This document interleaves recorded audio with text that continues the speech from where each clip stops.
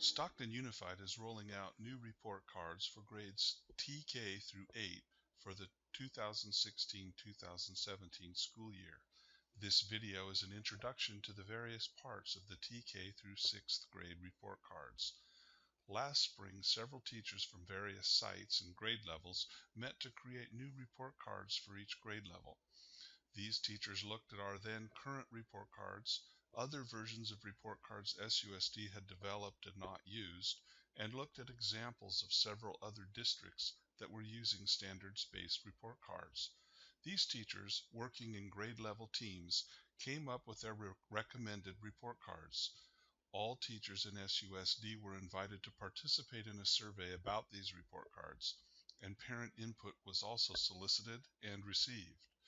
The SUSD and STA Curriculum Committee reviewed the report cards and the survey results and recommended these new report cards to the SUSD board. These new report cards were the overwhelming choice of the teachers and parents that participated in the survey and were adopted as the SUSD report cards for the 2016-2017 school year. So let's look at the report card. This is the 3rd grade report card. The first reaction is often, that's a lot of stuff. It is. But looking closer, you see that only the shaded areas get a grade. Everything else is optional.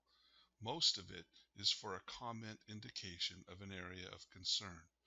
Looking at the explanation of marks, we see that the gray areas get an A through F or an NA, not assessed at this time.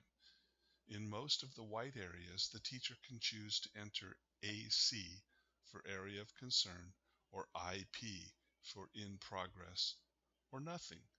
The teacher can leave it blank. A third area, habits of success, can get the marks of outstanding, satisfactory, or needs improvement. Let's take a closer look at math. We see in math, in grade 3, there are 5 required marks: operations in algebraic thinking, number and operations in base 10, number and operations fractions, measurement and data, and geometry. Each of those areas require an A through F grade or not assessed.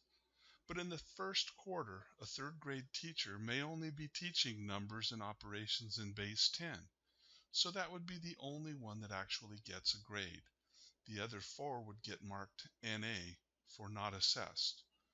Under numbers and operations in base 10, there are 3 white fields: fluently adds and subtracts within 1000, rounds numbers to the nearest 10 or 100, and is precise in calculations. In these areas, the teacher may choose to enter AC for an area of concern, or in progress, or nothing at all. If the child is doing well in this area, there's no need for a comment here. In all the academic areas, you only grade the things you have taught.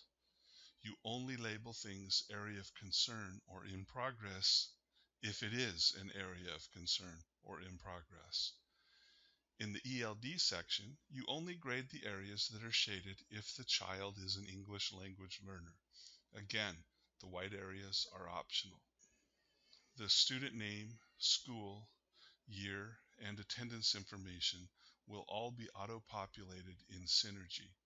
The habits of success and lifelong learning areas, the teacher has the option of O for outstanding, S for satisfactory, or N for needs improvement.